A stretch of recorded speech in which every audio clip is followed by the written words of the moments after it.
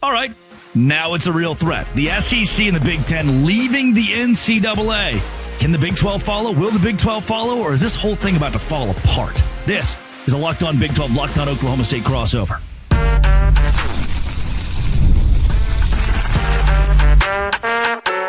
You are Locked On Big 12, your daily podcast on the Big 12 Conference. Part of the Locked On Podcast Network, your team every day. Happy chaos, everybody. Welcome to a Locked On Big 12, Locked On Oklahoma State crossover. I'm Drake Toll from America's #1 Big 12 podcast, Locked On Big 12. Thank you for making my show your first listen every single day. And if you don't, you're probably listening to my friend Cody Stovall, who is right there. We will start today with the Big Ten and the SEC leaving the NCAA. That's like an actual possibility being reported by the national media now after lawyers.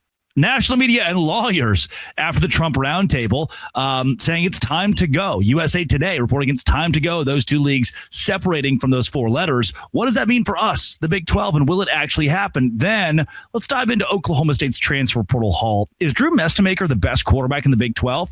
I might be able to make a case for yes. And finally, player of the year. I don't want to talk about AJ DeBonsa.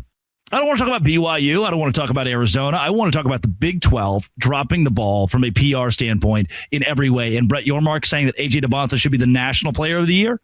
He didn't win your conference player of the year, Brett. How does that make any sense? If you hit subscribe, we get to keep our jobs. Cody, this one comes from USA Today and says, let's break it down in its purest form. I know you did a show about Donald Trump and Friday's meeting of the minds with Nick Saban and Adam Silver and all those guys and how college football can change. There are national media outlets calling for the SEC and Big Ten to leave the NCAA, and their conferences are going to meet within the next week and talk about a plan of action and whether or not they actually want to stay with those four letters. This could be colossal for the Big 12 and colossal for college athletics. I think it would be good for the Big 12, right? If they're going to continue this pretentiousness and they were going to continue to act like that they deserve to be separated from everybody else, it eventually gets to a point, Drake, where you're like, okay, fine, just let it happen. It's the same concept as when Texas and OU left. It's like you could be mad about it, but at some point in time, you just need to let it happen. What a bunch of Bush League, baby back, BS, B words that are supposed to be the head honchos of college sports, college athletics, right? Everybody's supposed to look up to the SEC. But it seems to me recently, they just keep getting in their own way. They are complicating collegiate sports. And as I talked about on my Can Trump Save College Sports show, all of this, it's negatively affecting high school recruiting, Drake. The high school kids are the ones that are continually getting screwed. And without bumpers, without guardrails, it's going to continue to be this way. And it's huge for Oklahoma State because I'm sorry, we're not going to be able to continually outbid the Alabamas, the Miamis, and the Georgias of the world. If they want the Nick Martins and the Ollie Gordons, eventually they're probably going to get them. So I think the playing field needs to be leveled. And if they're going to leave, they just need to do it, man. All of this posturing, it's insanity. You know, the Big 12 is in a position of, honestly, it sucks, but a position where we have to follow the SEC and Big Ten. We can't put our junk on the table and say, we're the big dogs, we're going to call the shots here. To an extent, you got to play nice. People would ask, why doesn't Brett Yormark put his foot down? Why doesn't he sue? Why doesn't he sue for the Sherman Antitrust Act? Because the Big Ten and the SEC have an advantage above the Big 12. Because, dog, the second he ticks off those conferences, you lose any opportunity to stay afloat, stay alive long term. Because I'm not blind to the fact they can crush you whenever they want to. Cody, that to me means that as much as we dog the SEC, the Big 12 needs to get in bed with these folks as fast as possible. And honestly, maybe the best way to do it is to ostracize the ACC, to push them out and say, Big 10, SEC, we're all best friends here. Look at the ACC. They're the ones. They're the weak link. That's who we need to push off and destroy. Yeah. Does it feel like the ACC and Big 12 need to almost split off on each other so the Big 12 can succeed? It does almost feel like you have to go in one of two ways, right? One of the ways is you kind of join up with the ACC to do your own thing, allow the Big Ten and the SEC to continue the chaos that they prefer. You could go that route, or as you mentioned, the other route is being the tag along, right? Dragging onto the coattails to be part of the next big party. And I hate that, but it is. It's where we are. The media loves to push the SEC down our throat repeatedly for the last 15 years. And unfortunately, Drake, it worked. The country, people tend to forget that the Big Ten's won the last, 3 national titles?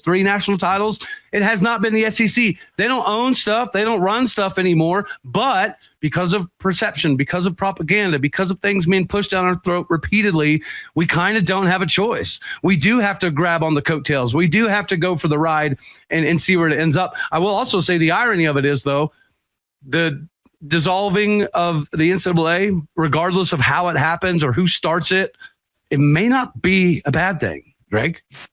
I agree that, look, what is the NCAA? What is it good for? Absolutely nothing. I got you. I don't even know what they're doing here. I don't even know what the guy in the corner over there. They're the figurehead who gets sued all the time, and we have to pay for it. We forget about that lawsuit the NCAA lost probably a year and a half ago, and every school is still paying for the NCAA's lawsuit right now to help their governing body in that institution. The weird part, and I'm not sure either of us can answer from a legal standpoint what it looks like to leave the NCAA. That's lawyers will be involved in that are far smarter than the kids who can't read and write so good. Which we fall into the category of here. But that's why you had me on today, huh? Not good. Correct. Look, anybody can succeed. It comes in all shapes and sizes. Success does. And Cody, if we shut this whole thing down, am I crazy for thinking I really trust Cody Campbell? I really trust that wing of people to save college athletics, because it feels like he's fighting for the right stuff. He does. I mean, part of it's because he's a Big 12 guy, right? He's a Texas Tech guy. He played there. He's been under the Mike Leach tree. So it does feel a little bit closer to home. But at the same point in time, I can't find very many things that Cody Campbell has said that I disagree with. He does seem to be, at least at face value, trying to do what's best for the collegiate athletes. And the scholarship athlete thing, it's gotten so, I don't know, muddied down, and it's lost its purpose. Cody Campbell does seem to be one of the few dudes that is trying to get us back to where going to school matters, academics matters, swimming matters, tennis matters, wrestling matters. And the SEC seemingly doesn't give 13 hoots about any of that. It's all about college football, and that's the world that we all live in, and we all revolve around it. I get it. But yeah, they don't care about these other sports. And Cody Campbell does seem to be one of those few dudes that does. Yeah. Let's go into a more specific conversation about how NIL and the portal can work for good in the Big 12 Conference. And Oklahoma State's an example of that right now. With signing Drew Mestemaker, is he the best quarterback in the league? That's a good question. We'll answer it. Locked on Big 12, Locked on Oklahoma State.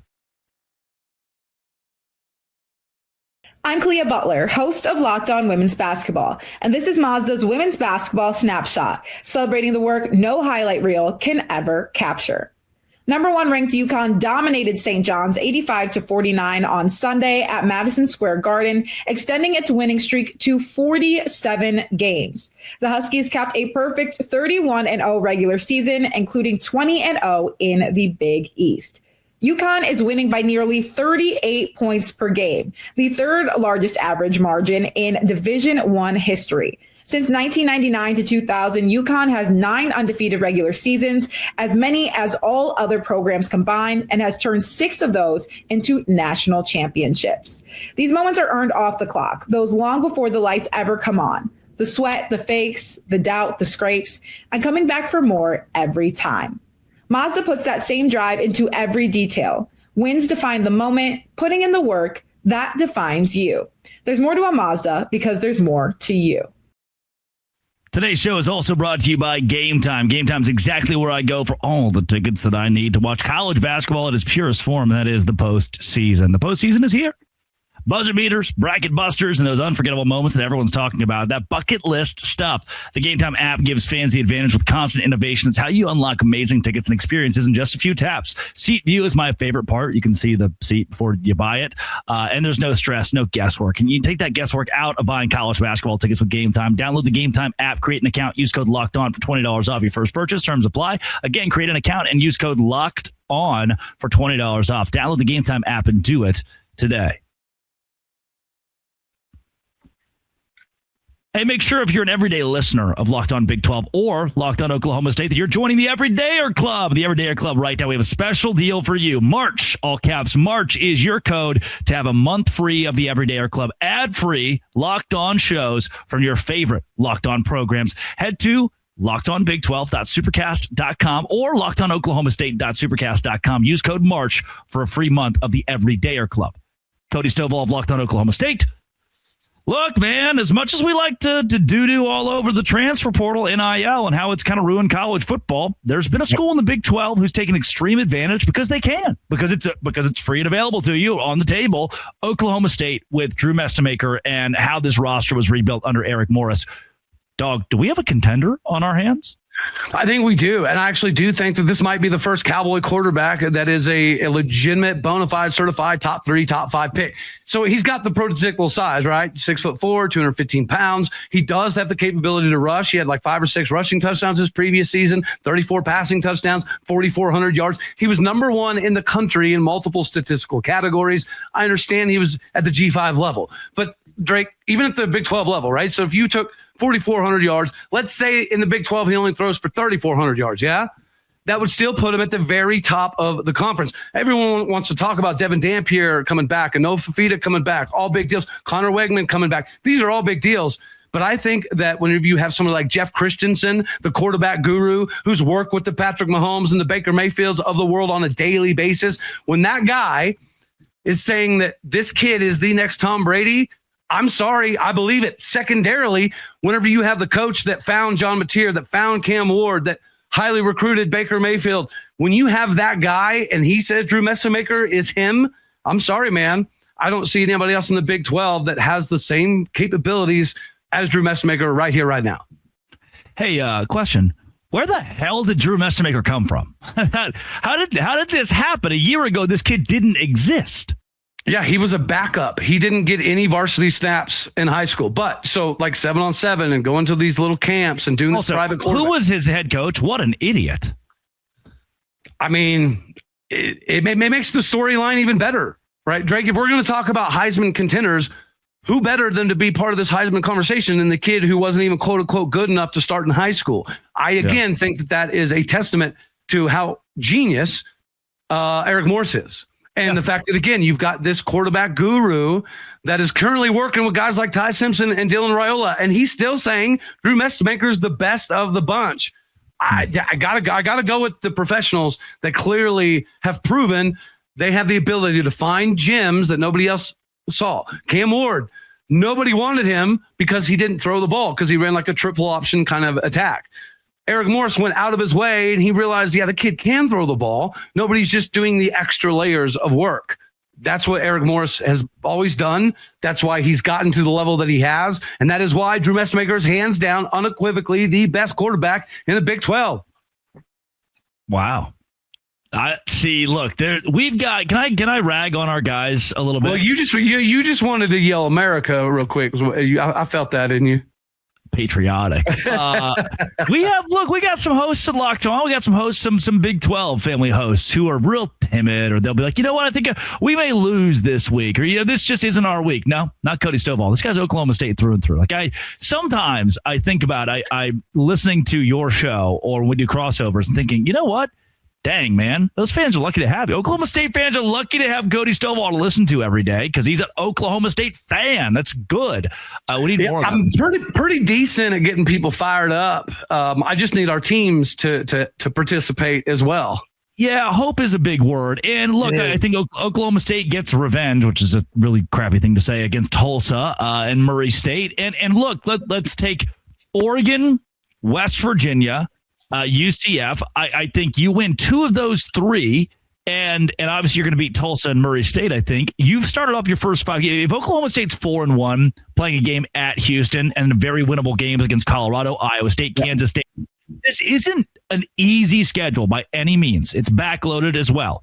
Yeah, you got a pretty good shot to win 8-9 games, if not more, if you have Tom Brady at quarterback. Yeah, no, I completely agree. Everything is revolving around a quarterback. And I'll tell you another thing, Drake. So I get the pleasure of talking to some of the players. And I talked to a couple dudes that have been here for 5 years, which we've only got a handful of those, right? And they were saying that this is the most night and day difference they've ever seen in their lives, that Mike Gundy was phenomenal at a lot of things, but team building was not one of them. And that has been the massive emphasis by Eric Morris and the staff is, yeah, we want you to learn the scheme. Yes, we want you to teach the other guys, which the North Texas guys are teaching, the younger guys and the returning guys to an unprecedented level. But the biggest thing I keep hearing repeatedly, Drake, is what they're doing off of the field and how they've never done this before. Like even last year, there was moments where the coaching staff would pit guys against each other.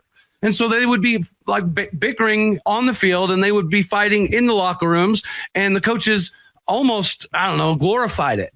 This is different. This staff wants this team to, I'm just going to say it, Drake. They want this team to give a shit about the guy next to them because they know if they do, they're going to play a lot harder and they're probably going to accomplish a lot more. That is why we're excited. The talent upgrades are great. Having a potential Tom Brady, it's great. Having a guy who rushed for 1,400 yards is all great, Drake. But the team building is why I actually think this team has a chance to be special. Because if you do care about the guy next to you, you're going to hold on to a block 2 seconds longer. You're going to pursue the ball down the field as a defensive tackle a few yards harder just because you do give a crap about everybody around you. And we finally have that again. Yeah. The last time we had this, Drake, was 2021. The last time we had a cohesive team. Can I bring up, and you said this off the air, just the idea that Oklahoma State, since you even started hosting Oklahoma State, it's hard to talk about a bad team. When I hosted Locked On Baylor and they were 3-9, it was brutal. Is this the most hope that you've felt since you even started this show? Not even close. It's absolutely not even close. Yeah, we were talking a little bit off air about how, important it is for your football team to be good because, again, this goes back to this NCAA and will the SEC leave conversation. As much as I hate it, right? I love wrestling. I love baseball. I watch every millisecond of it. But at the end of the day, if your football team is not producing, it's hard for everything to be completely functional. And being good at football helps with revenue. It helps with marketability, profitability. It helps with student enrollment. And I haven't got to experience a lot of that in the last few years. Yeah. And now I think you absolutely will at Oklahoma State. This is the most hype, and it's deserved. They're doing what Indiana did. They're trying to build the Indiana way, but with an even more established quarterback the first time around doing it. And that's going to make all the difference this year. Cody Stovall. And real quick, Drew Mestamaker and Fernando Mendoza, if you put them side to side, physically and statistically, find me a difference. Amen. I like this. One's better. How good. Welcome to the Drew Mestamaker experience. That's right. Player of the year, the Big 12. I know Cody's not involved in this. Neither am I. But the egg is all over the Big 12's face right here. And I just want to have an honest conversation about how we handle things as a conference. This is the Locked On Big 12, Locked On Oklahoma State crossover. Hello, plebeians. Today's show is brought to you by Robinhood. Yeah. Robinhood, you see.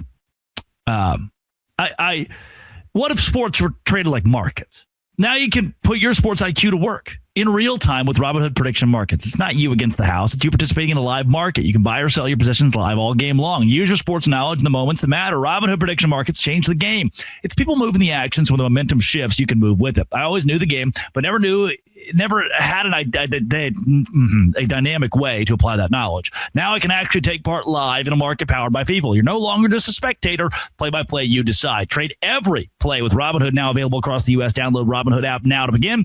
Futures and cleared swaps. Trading involves significant risk and is not appropriate for everyone. Event contracts are offered by Robinhood Derivatives LLC, a registered futures commission merchant and swap firm with Robinhood. Today's show is also brought to you by 5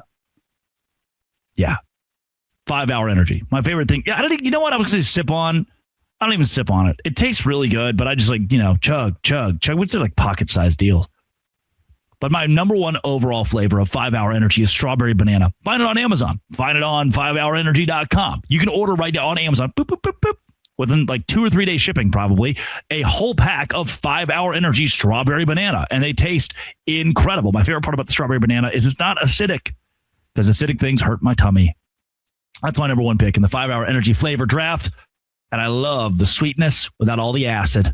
5 Hour Energy shots give you a boost with zero sugar, and find your new favorite flavor at 5hourenergy.com or Amazon 5hourenergy.com. Cody, we live in a society where the Big 12 commissioner came to a podium yesterday and said, I think A.J. DeBonsa should be the player of the year in college basketball. Cody, all of that's the same commissioner whose conference didn't even give DeBonsa player of the year in the league. But instead, we gave it to a guy who scored 0 points against Colorado. By the way, I don't hate Jaden Bradley. I've never hated him. Right. He's just the 13th best player in the Big 12, which is still really good. And 4 days ago, loved the guy. Still love the guy. Yeah. But yes, there are 2, maybe 3 of his teammates that could have been above him for player, definitely 2, for player of the year. He's not the best player on his own team. And we gave him player of the year in the conference. And now our commissioner saying a different player should be national player of the year. Cody, this is just, it's not about A.J. DeBonsa. It's not about BYU. It's not about Arizona or the guy who won it. This is about the Big 12 looking really silly because this is a bad optics play right now. It's insane. And the Big 12 doesn't have a lot of egg on its face. I'd say until recently, the only thing that I had to argue about was their lack of, building rivalries. But now you have this. And as you mentioned, the commissioner, the guy in charge of everybody, doesn't agree with the Big 12 player of the year. That is a really weird statement. This almost reminds me of the one true champion thing when we then refused to name one true champion and we did the co-champion. So nobody got into the playoffs. This is one of those kind of moments. I honestly, Drake, I don't know how this is possible. Like you're mulling your brain and you're thinking, well, maybe they ran it through like a computer algorithm. Like there's no way they watched film. There's no way they watched the season and said Jaden Bradley is the best. As you mentioned, he's a damn good basketball player. Yeah. He's probably going to be in the league someday, and we're probably going to be cheering him on. But he is 30th in the Big 12 in points, 61st in the Big 12 in rebounds, 11th in assists, 16th in field goal percentage, and his best stat is he's 7th in the Big 12 and 3-point percentage at 38%. So is this award about who's the best 7th? Yeah, because again, I think this will be a fun conversation on the squad show. But if we're going off of who shoots the best 3-pointers, why is Anthony Roy not in this conversation, Drake? He's equally as deserving as Jaden flipping Bradley. He has more points. He has more rebounds. He has more assists. He has a better percentage. This is insanity. I love Brett Yormark. I would run through brick walls for the Big 12. But this is nuts. And I'll tell you another thing, Drake. I don't know if you paid attention, but wrestling. The Big 12 conference put out like 8 tweets. The whole wrestling tournament. The Big 12 is a wrestling conference. It just is, right? You have to embrace that. Meanwhile, the ACC, who we all know is ASS in wrestling, they posted like 40 tweets of their conference tournament. You have guys like last year. We could have capitalized on it as a conference on guys like Wyatt Hendrickson. He was the story of wrestling nationally. And the Big 12 didn't back it. They didn't support. They didn't retweet it. I don't understand why the Big 12 is lagging behind the ACC and backing all sports. It blows my mind. So you have this ridiculous player of the year thing. You have them refusing to back their other Olympic style sports. It's bad, man. It's a bad look. It's a bad look, and that's where the Big 12 conference, we need as many good looks as we can get. And if our good look is, hey, look, LED screen for a court, that didn't go very well. We'll talk about that on Thursday in the squad show because people were like, hey, wait a second, it's malfunctioning and there's no half court line. Yeah, that's bad. It backfired a little bit. There's money that we didn't need to spend. We didn't win with that. And Cody, another piece that the Big 12 has made a couple of these moves that are question marks, but another big piece of this, how cool would it be to market as a conference? Our player of the year was the number 1 overall draft pick. That, it feels so hollow, empty now. Everything the league posts on social media about, hey, look at A.J. DeBonsa. You mean the guy that you wouldn't get played? I know, it's objective. He's the best player in college basketball, arguably, but definitely the best player in the Big 12. And we just didn't give him the award. I think it looks double bad that he's going to be the number 1 overall NBA draft pick, yet he wasn't good enough to win our conference player of the year. It's nuts. You're right. You're missing a massive marketability moment. That's what I'm getting at. The Big 12 is swinging and completely whiffing on these big marketability moments in a conference that is struggling to, stay with the status quo, to hang tight with the big boys. The last thing we need is to be a national laughingstock. And that is precisely what we are. All the other conferences are pointing and laughing and saying, look at the Big 12. They don't even know who their best player is. It's not. And I do think that it's kind of negative for recruiting. Think of the next AJ DeBonsa. Why would he go to a Big 12 school? Because he could be easily the best player in the country. He could easily be the number 1 overall pick. And the Big 12, the conference he's in, is not going to support it or back it. It's terrible, man. Dude, I'm a little incensed by it, a little bothered by it. Did we give Cade Cunningham the player of the year? Yeah.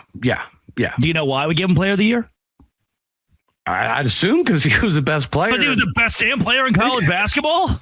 And the no doubt number 1 overall pick. Right. And Oklahoma State that year they weren't an incredible regular season team. They weren't the number 1 team in the country. I get it. Arizona's great, but this isn't a best player on the best team. And also, if it was the best player on the best team, somebody else would have won it. Yeah. You took the words right out of my mouth. He's probably the 3rd best player on his own team. That's what's insane. JT Toppin could have won it. Christian Anderson should have won it. AJ DeBonsa probably should have won. If Darren Peterson plays every game, he could easily have won it. You know what I mean?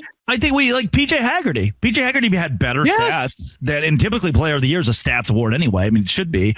And he's so, number 2 in the conference in scoring. Yeah. And you snubbed that guy. And so, I get it. His team is losing. BYU's not losing aggressively. Like, they're still a good basketball. They could still go. I mean, people have kind of crapped on the take, but what I want you to know is that BYU can go to the Sweet 16 the same way Cincinnati can if they get in. You play your first round game against Winthrop and you win that because you're a Big 12 school and you should. And you play your second round game against NC State. Or hell, dude, you play your second round game against Alabama or Tennessee. I'm taking the Big 12 school in that matchup, even without a Richie Saunders or a JT Toppin. I'm taking the Big 12 school 100%. We went 12-4 against the SEC in non-conference.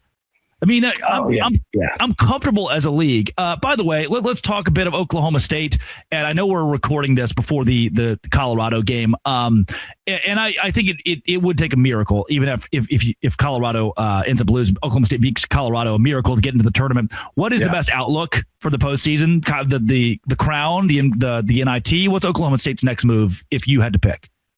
Well, I think you're right. The only chance we have now is to probably win the whole thing. I think it's fair to make the argument that if Oklahoma State, I think we have a reasonable path, Drake. I really do. We play Colorado. I think we're significantly better than Colorado, even without Parsifala. The next game is against TCU, who I know it doesn't matter if you don't win the last minute, but we won 95% of that daggone game and we let it go at the end. But it does prove athletically, physicality-wise, we're equally as good, if not better, than TCU. So the first 2 games that we play, I think we should win. And then you have Kansas. And I said this on my show earlier. Out of the top seeds, I would rather be playing Kansas than Houston or Texas Tech or Arizona or even Iowa State. So I do think that we got a reasonable path to get there, Drake. Unfortunately, we probably have to win the whole thing to get in. And then it goes down to whether you're in the NIT or the Crown. And it's funny you mentioned that. I've been deliberating on which one I'd rather go to. I know the Crown has a financial incentive, but the NIT does still have some prestige. It is a much bigger tournament with a lot more teams. So it's more reminiscent of the NCAA tournament as opposed to the Crown. It's only like 8 teams and it's just, a few days, which is a cool concept. But I think for tradition, prestige wise, I think winning the NIT would mean more. And I think we're good enough to do that. I mean, last year, we barely got in, Drake, and we won multiple games in the NIT tournament. We came out of nowhere. And so going back to the NIT in year 2, is it disappointing? Yes, it is. But if you go there, you just got to win the daggone thing. I think we're capable of getting hot and doing that. Yeah. Outlook for next year too. I mean, it's hard to have an outlook, but is it a portal overhaul? Is it grow up some guys? What does next year look like? I'm hearing, so we're going to invest like $10 million next year in basketball, NIL, for whatever reason. I don't know. So if that is accurate, guys like Kanye Cleary should be here. Ben Ahmed should be staying. You get Jalen Montanati, the number 1 player in Oklahoma. You also get Latrell Allman, who's a McDonald's All-American. You have a top 10 recruiting class coming in. You've got a ton of freshmen that will be sophomores now. Next year should be fun. Next year, Drake, if we're not top 8 in the Big 12, there might be heads rolling for Steve Lutz because He's brought in the roster. He's got the guys. He's got the donors to uptick their contributions. But the one thing he has yet to do is win enough games to get the fans back in the stands. And that's a must. Next year, it's his recruits. It's his top 10 class. It's his second-year transfer guys. He should be a very good coach and a very good team next year. It's Cody Sobel, Locked On Oklahoma State. Find him at All Day O State on Twitter. Thanks for making our shows your first listen every single day. This has been and always will be Locked On. Thanks again for making our shows your first listen every single day. Dose Grande.